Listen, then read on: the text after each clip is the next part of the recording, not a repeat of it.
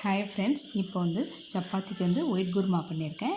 இது ரெஸ்டாரண்ட் ஸ்டைலில் தான் நான் பண்ணியிருக்கேன். இது நல்லா டேஸ்ட்டாக இருக்கும்.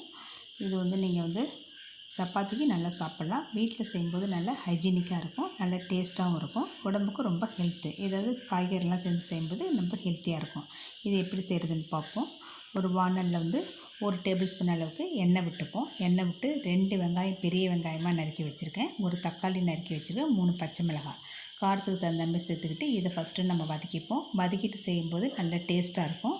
ஏன்னா இதை வதக்கிட்டு அரைச்சிட்டு மறுபடியும் நம்ம ஒரு தடவை வதக்க போகிறோம். அதனால் நல்ல டேஸ்ட்டாக இருக்கும். என்னுடைய பச்சை வாசனையும் கொஞ்சம் கூட இருக்காது. இப்போ இதை நல்லா வதக்கிட்டு இதுக்கு தேவையான அளவு கொஞ்சம் உப்பு சேர்த்துப்போம். உப்பு சேர்த்துக்கிட்டு நம்ம வதக்கிக்கலாம். உப்பு சேர்த்துட்டு வதக்கும்போது உங்களுக்கு என்ன ஆகுன்னா சீக்கிரமாக உங்களுக்கு வதங்கிடும், அடி பிடிக்காது. வெங்காயம் சீக்கிரமாக வதங்கிடும். அதுக்கு தான் நான் உப்பு சேர்த்து வதக்கிக்கிறேன். இந்த மாதிரி வதக்கிக்கிங்க. இப்போ இதுக்கு இதோட நான் கொஞ்சம் புதினாவும் கொஞ்சம் கொத்தமல்லியும் சேர்த்து இதோட வதக்கிக்கிறேன். நான் இதோட இஞ்சி பூண்டு பேஸ்ட்டு 1 டேபிள் ஸ்பூன் சேர்த்துக்கலாம். நீங்கள் இஞ்சி பூண்டு பேஸ்ட்டு இல்லாதவங்க ஒரு சின்ன துண்டு இஞ்சும் ஒரு 5-6 பல்லு பூண்டு அதையும் சேர்த்து வதக்கிக்கோங்க. என்கிட்ட இஞ்சி பூண்டு பேஸ்ட்டு இருந்ததுனால அதை நான் சேர்த்து வதக்கிக்கிறேன்.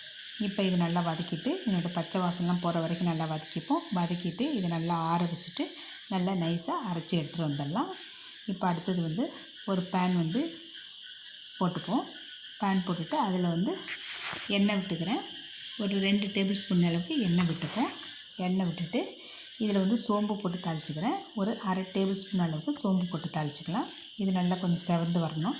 இதோட பிரிஞ்சி இலை, பட்டை, லவங்கம், கல்பாசி, அன்னாசி மொட்டு இதெல்லாம் சேர்த்து வதக்கிப்போம். நான் பவுடராக சேர்க்கலை, கரம் மசாலா பவுடர் சேர்க்கலை. அதுக்கு பதிலாக தான் இது நான் சேர்த்துருக்கேன். குருமாவில் கரம் மசாலா சேர்க்கும்போது உங்களுக்கு கலர் மாறிடும். இந்த ஒயிட் கலர் இருக்காது. இப்போ இதை நல்லா கொஞ்சம் செவக்க நல்லா வாசனை வர வரைக்கும் வதக்கிப்போம். வதக்கிட்டு நம்ம அரைச்சி வச்சுருக்கோம் பாருங்கள் மசாலா, வெங்காயம், தக்காளி, பச்சை மிளகாய் அதை இதோட சேர்த்துக்கலாம். சேர்த்துட்டு அதையும் நம்ம வதக்கிக்கலாம். இப்போ இதை நல்லா வதக்கிட்டு இந்த மிக்ஸி ஜாரெல்லாம் நம்ம அலசிட்டு அந்த தண்ணியை நம்ம லாஸ்ட்டாக நம்ம ஊற்றிப்போம்.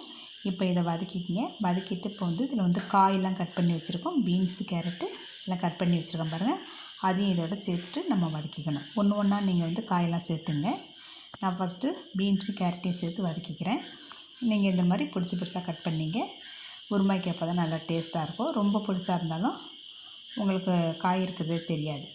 இப்போ இது மீல் மேக்கர் நான் வெந்நீரில் ஊற வச்சு வச்சுருக்கேன். அதில் கொஞ்சம் உப்பு, கொஞ்சமாக மஞ்சத்தூள், ஒரு சிட்டிகை மஞ்சத்தூள் போட்டு ஊற வச்சுட்டேன். இப்போ இந்த வதக்கினதோட ஒரு உருளைக்கிழங்கு தோலை சீவிட்டு கட் பண்ணி வச்சுருக்கேன். அதையும் இதோட சேர்த்துட்டு இந்த மாதிரி அதையும் மறுபடியும் நீங்கள் நல்லா வதக்கி விட்டுடுங்க. இந்த மாதிரி காயெல்லாம் ஒன்றையும் ஒரு 2 நிமிஷம் இப்படி நீங்கள் வதக்கி விட்டுங்க. அப்போ தான் நல்லா உங்களுக்கு நல்லா இந்த மசாலாலாம் அதில் ஏறி இருக்கும் உங்களுக்கு. இப்போ இதோட நம்ம இந்த சோயா எடுத்து வச்சுருந்தோம் பாருங்கள், அதை நல்லா மறுபடியும் பச்சை தண்ணியில் காட்டிட்டு அதை நல்லா கட் பண்ணி வச்சுருக்கேன். 2ஆக கட் பண்ணிவிட்டு இதோட நம்ம சேர்த்துப்போம். இது ப்ரோட்டீன் அதிகமாக இருக்குது இந்த மீல் மேக்கரில். இந்த பச்சை மிளகாய் சேர்த்துருக்கிறதுனால 1 டேபிள் ஸ்பூன் அளவுக்கு தனியாத்தூள் சேர்த்துக்கிறேன். தனியாத்தூள் இது வீட்டிலே அரைச்சது தான். மஞ்சத்தூள் அரைச்சிட்டு நான் மிஷினில் அரைச்சதுனால கொஞ்சம் மஞ்சள் கலராக இருக்குது. இது தனியாத்தூள் 1 டேபிள் ஸ்பூன் சேர்த்துக்கிட்டு நான் இதை நல்லா கிண்டி விட்டுக்கிறேன். கிண்டி விட்டுட்டு இப்போ மிக்ஸி ஜாரில் அலசின தண்ணியை இதோட நம்ம சேர்த்துப்போம். பத்தாவதுக்கு நான் கொஞ்சம் சுடு தண்ணி வச்சுருக்கேன், அதையும் சேர்த்துறோம். தண்ணி கொஞ்சம் தாராளமாக விட்டுங்க. ஏன்னா காயெல்லாம் அப்போ தான் நல்லா வெந்து வரும் உங்களுக்கு.